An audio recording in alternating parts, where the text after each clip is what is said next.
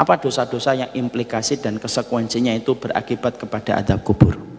1. Mengadu domba, namimah, naklul kalam minal ghair ilal ghair, memindahkan satu ucapan manusia kepada manusia yang lain untuk mengadu domba supaya tidak terjadi persaudaraan. 2. Tidak sempurna di dalam dia beristinja. Bukan tidak beristinja loh ya, tidak sempurna di dalam beristinja. Makanya istinja itu harus hati-hati. Makanya nama lain dari air kencing itu apa? Nama lain dari air kencing itu adab kubur. Makanya harus paham. Makanya saya ini untuk yang bapak-bapak dan untuk saya juga, kalau kita kencing Pak, pastikan menjadikan urinoir itu bukan pilihan pertama kalau kita kencing. Tapi urinoir itu tempat kita mengeluarkan kencing ketika kamar mandinya sudah tidak bisa dipakai atau terlalu lama menunggu padahal kita sudah mau keluar air kencingnya. Kenapa? Kalau kita pakai urinoir, ini kan banyak urinoir di masjid-masjid itu belum dipakai filter, belum dipakai apa? Penutup. Dia kencing, sangat besar kemungkinan air kencing itu terciprat kepada baju dan celananya. Terciprat kepada baju dan celananya. Ironisnya, orang ketika habis kencing di urinoir, kemudian dia pergi ke tempat wudhu, lalu dia pede bahwasanya di bajunya dan celananya itu tidak ada cipratan air kencing. Padahal kalau kita perhatikan, teknisnya orang ketika kencing di urinoir itu apa? Semakin rame urinoir itu, di belakangnya banyak orang, semakin dia akan menempelkan tubuhnya ke urinoir supaya tidak terlihat auratnya. Padahal kencing kalau sudah keluar dari laki-laki dewasa itu daya pentalnya itu sangat kencang. Kalau tidak percaya, Bapak perhatikan anak Bapak yang kecil umur 5 tahun, 4 tahun, 3 tahun. Saya kalau memperhatikan contohnya Ja'far umurnya 4 tahun, kalau kencing Pak umur 4 tahun itu kalau kencing cur itu cipratannya bisa jauh. Wing, wing, wing. Itu kalau dia berwarna, nempel tuh warnanya tuh di mana-mana itu. Tidak usah dibayangkan, ini kita ambil kesimpulan. Itu baru Ja'far, minumnya belum sampai 2 liter. Apalagi kemudian laki-laki dewasa yang tentunya minumnya teh, ya kan, air putih, jus mangga, jus jeruk. Air putih aja saya tuh kasih segini tuh, Masya Allah banyak benar ini. Maka ini kemudian tentunya air kencingnya lebih kencang. Kok sampai perhatian sedetail itu Ustaz? Karena nama lain dari air kencing itu adab kubur. Makanya saya selalu sampaikan, kalau habis kita kencing di urinoir, selesai, kemudian kita mau wudhu, sunahnya ambil air wudhu, basahi kedua telapak tangan kita, kemudian kita usah.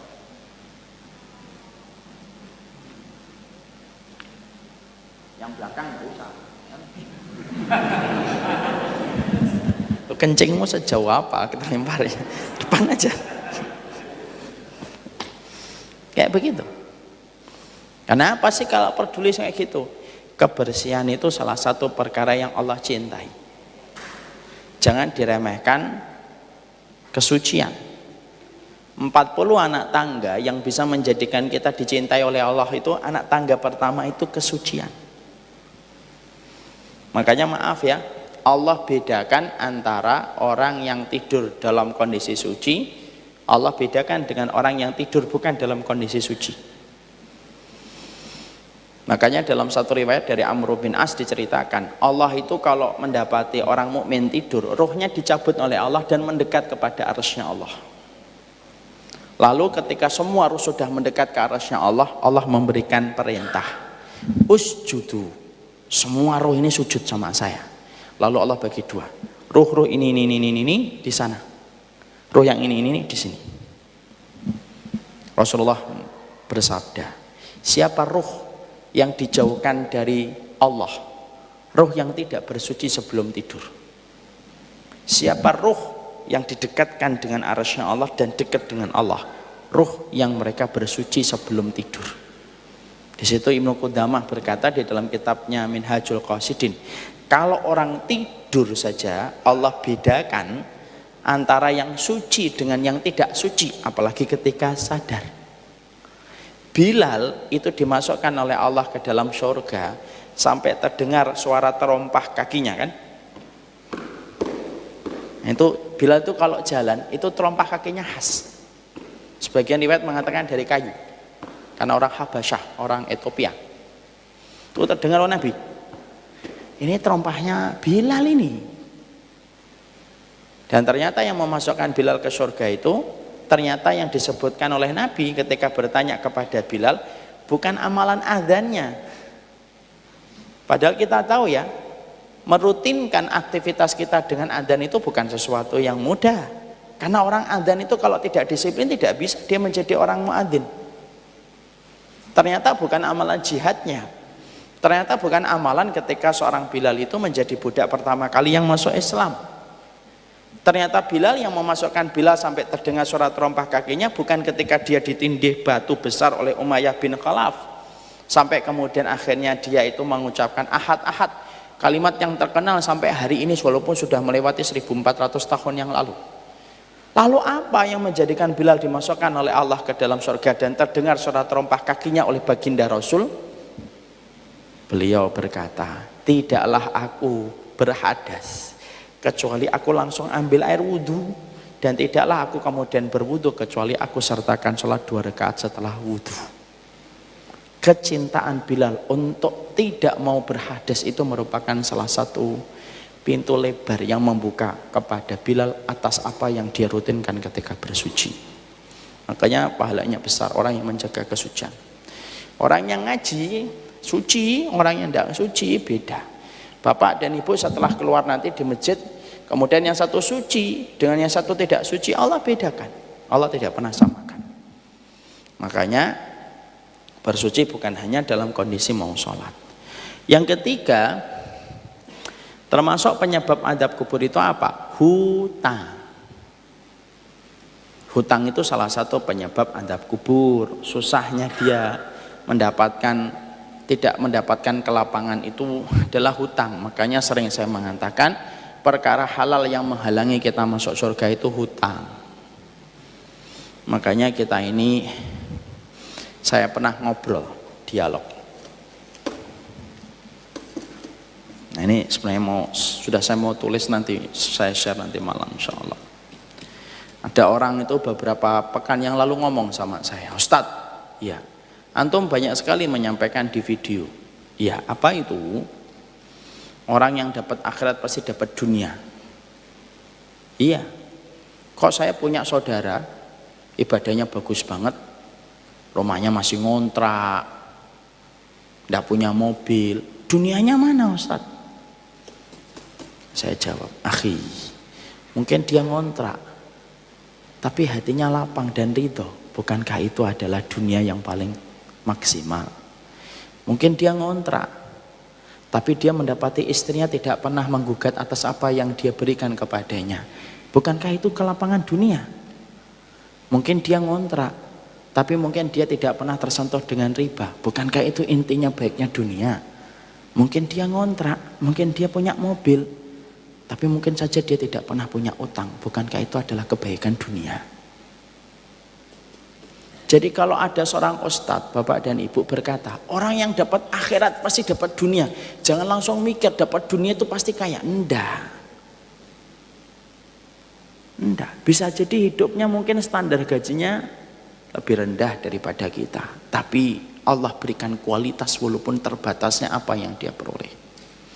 Makanya orang yang tidak berhutang itu salah satu tanda keberkahan hidup.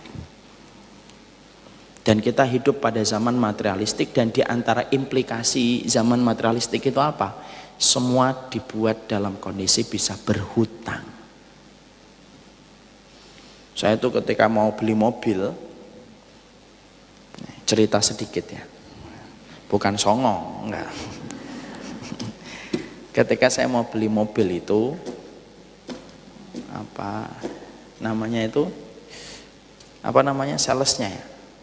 salesnya itu tanya, mau yang mana Pak? insya Allah yang ini. Kredit yang berapa tahun Pak? Enggak, saya cash aja. Oh kredit aja Pak? Enggak, cash aja. Kredit bonusnya banyak Pak? Enggak, cash aja. Tapi kalau cash nanti nggak dapat ini, enggak apa-apa, kan saya belinya mobil, saya nggak beli payung.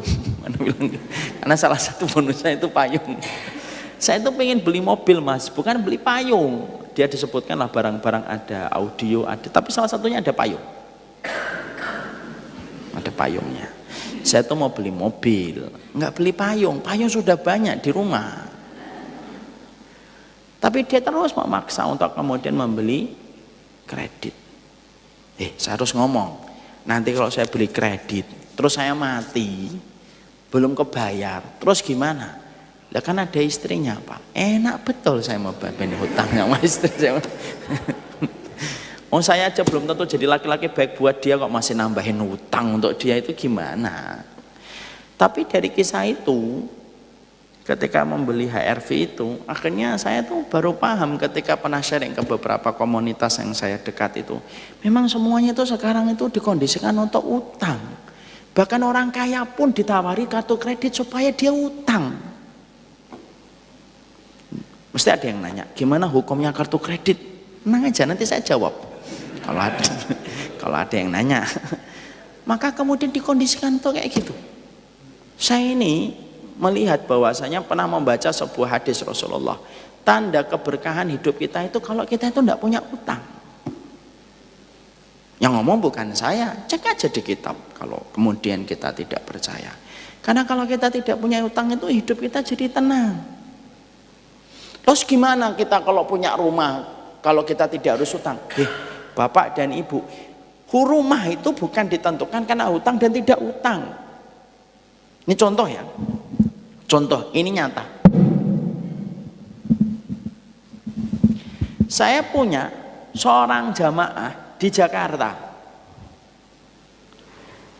Sekitar 5 tahun yang lalu, dia belum punya rumah. Sudah ngaji. Lalu kemudian saat itu pengen dapat rumah istrinya. Istrinya berkata, udahlah pinjem aja, enggak apa-apa. Enggak. Kalau kita enggak minjem, kalau minjem yang halal masih boleh lah. Kalau minjem riba itu yang dipermasalahkan. Kalau kita tidak minjem itu terus gimana kita mau dapat rumah Pak? Kemudian dia berkata, saat itu Ustaz, saya tidak ngerti apa yang membuat saya itu bisa ngomong sama istri saya. Kalau rumah itu rezeki kita pasti dapat. Tidak bisa, harus ada ikhtiar. Suaminya jawab, ikhtiar itu bukan dari sesuatu yang haram. Terus gimana kita hidup?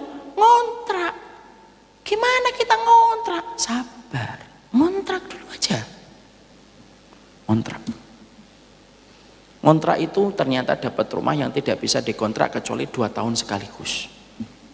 Dapat kontrak 2 tahun, habis kontrak lagi 2 tahun, 4 tahun. Ngontrak lagi sudah 3 kali, 6 tahun. Pada tahun ke-6-nya itu baru memiliki rumah.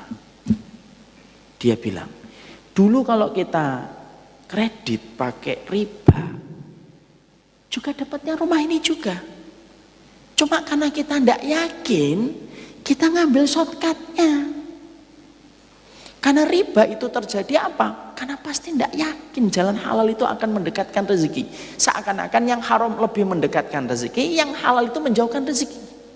Ini yang cerita nggak saya loh, salah satu jamaah di Jakarta. Padahal maaf ya Ustadz, kalaupun 6 tahun lalu saya ngambil kredit yang ada ribanya, ujung-ujungnya juga dapat rumah juga ini, tapi saya tetap juga masih bayar. Sebenarnya banyak saudara saya, mungkin dia setelah bayar panjang 10 tahun, itu sebenarnya dia itu sebenarnya memang rumah itu tuh ditakdirkan milik dia. Cuma karena dia nggak yakin dari awal, dia ngambil yang haram. Prosesnya lama, 10 tahun baru dapat. Padahal kalaupun dia tidak ngambil yang riba, itu pun akan dia dapetin. Cuma kita kadang-kadang lebih yakin kepada perkataan manusia daripada perkataan dan janjinya Allah. Wallahu a'lam bishawab. Makanya kalau bisa jangan berhutang, karena itu perkara halal tetapi memasukkannya susah ke surga, itu ya perkara halal. Maaf ya Bapak dan Ibu, sampai orang yang berjihad sekalipun kalau punya utang tertahan dia.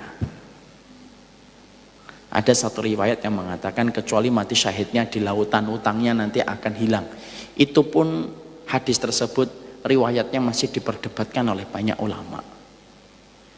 Kalau urusan jihad yang menguras keberanian, menghabiskan ketakutan, taruhannya nyawa, cacat, kalau nggak membunuh dibunuh, kalau nggak disiksa menyiksa, itu ternyata saja bisa tertahan, tertambat gara-gara hutang.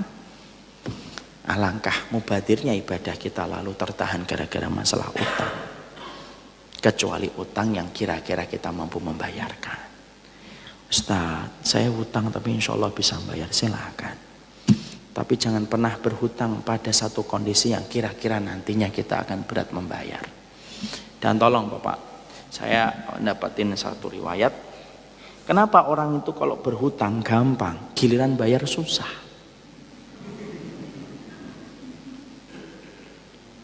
Karena ada setan yang menggelayuti tangan kita ketika kita memiliki harta, supaya kita mengatakan, bulan depan aja bayarnya. Dan ternyata ada setan khusus Pak, yang menjadikan orang itu susah bayar hutang. Makanya termasuk sesuatu yang kadang-kadang orang kan berkata apa? Kalau hutang sama orang kaya dengan asumsi dia itu hartanya banyak, kita mengakhir-akhirkan, itu sudah bentuk kedzaliman. Matul ghani dzulmun. Kamu mengulur-ngulur pembayaran kepada orang kaya ketika dia telah memberikan hutang kepada dirimu, maka itu kedzaliman. Sekarang konteksnya kalau kita yang memberi hutang, kok dia nggak bisa bayar, dia bukan nggak bisa bayar, dia nggak melaksanakan kewajiban, sudah jatah temponya, kita WA nggak dibales, kita telepon nggak diangkat, kita temui nggak ditemui, seakan-akan kita malaikat maut yang menyambut nyawanya. Maka kalaupun dia tidak membayar, ingat ada sebuah hadis, orang yang memberikan hutang kepada saudaranya, selama hutang itu tidak dibayarkan, maka selama itu orang tersebut dinaungi dengan keberkahan Allah SWT. Terus saya mengikhlaskan gitu Ustadz, ya enggak juga. Kalau memang kamu tidak mau mengikhlaskan juga enggak apa-apa, karena memang itu haknya kita. Maka hutang ini ya tadi. Yang keempat, riba. Itu menyebabkan azab kubur. Nah, saya sampaikan. Adab riba itu Pak, saya sampaikan kemarin di Samela Series juga, yang ngikutin Samela Series kemarin pasti tahu. Ini ada harta riba 1M. Boleh dimanfaatkan atau tidak? Ini harta riba nih, ini cek nih misalkan, ini cek 1 miliar, tapi ini riba. Ini hasil dari riba, karena saya punya tabungan Ustaz. Tabungannya apa berapa? Tabungan saya ratusan M Ustaz. Nah itu bunganya, Masya Allah, luar biasa. Nih 1M. Boleh nggak mempergunakan ini? Siapa yang mengatakan boleh? Angkat tangan. Oke, enggak boleh. Boleh Pak. Ya. Siapa yang mengatakan tidak boleh? Ya. Yang lain pada kemana?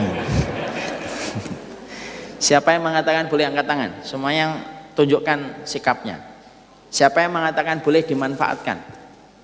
1, 2, 3, 4, 5, 6, 7. Boleh dimanfaatkan. Siapa yang mengatakan tidak boleh dimanfaatkan? Ini jawabannya dua-duanya benar. Bagi yang mengatakan boleh dimanfaatkan, ada syaratnya atau tidak Pak? Apa syaratnya? Apa? Untuk kepentingan umum yang tidak tersentuh langsung dengan kemaslahatan hidup manusia. Paham? Artinya apa? Bangun WC, sapi tanknya, gotnya MRKR nih jebol. Pak Bambang buat pengumuman, ayo yang punya dana riba, saya mau membuat selokan. Ya, terus kemudian talang air itu para ulama mempermasalahkan, enggak, talang itu berhajatan langsung dengan lantai enggak boleh, meja enggak boleh, gorengan apalagi. Walaupun di sini enggak ada. Udah Kajiannya 1:30, nggak ada makan siang. Bercanda. Maka kemudian nggak boleh. Perhatian Pak, apa yang kita ambil pelajaran Pak? Pelajarannya adalah mempergunakan harta riba pun tidak semua ulama sepakat boleh. Sebagian besar ulama mengatakan dibiarkan, tidak usah dimanfaatin 1 miliar itu, biarin 1 miliar itu. Loh kenapa? Karena harta ini diperangi oleh Allah dan Rasulnya. Kalau kita ngambil separuhnya memperbolehkan, tapi itu pun dengan syarat apa? Di tempat-tempat najis dan tempat-tempat yang tidak tersentuh dengan hajat langsung kepentingan manusia. Apa yang kita pahami? Senajis itulah harta riba sampai harus ditempatkan di tempat yang najis dan tidak boleh di tempat yang baik. Paham tentang riba? Nah, itulah riba. Itu nomor berapa itu? 4. Nomor 5, orang yang berzina dan tidak bertobat sebelum zinanya itu. Sebelum dia meninggal dunia. Ini termasuk orang yang kemudian mereka itu adabnya adab kubur yang berat. Makanya saya sudah pernah nyampaikan di beberapa poin sebelumnya. Ada orang-orang yang mereka itu nanti ditaruh di dalam tanur. Tanur itu apa? Periuk yang gede banget. Dan periuk itu diisi sama para pezina yang tidak bertobat dari zina yang dia kerjakan dan dia lakukan. Setelah pezina, siapa termasuk yang kemudian diadab di dalam adab kubur yang berat itu? Yaitu adalah mereka-mereka yang menjadi munafik secara i'tiqadi. Mereka munafik i'tiqadi itu zahirnya Islam tapi hatinya benci banget sama Islam. Mereka zahirnya kalau ditanya agamamu apa sih? Muslim. Tapi ternyata mereka benci sama syariat Allah, itu pun sama. Maka mereka mendapatkan adab yang pedih di dalam kuburan mereka. Kemudian yang ke berapa? Yang ke-6 ya. Termasuk yang mendapatkan adab kubur adalah orang yang tidak pernah beramal dengan Quran atau orang yang membaca Al-Quran tetapi tidak mengamalkan isinya. Ini termasuk penyebab adab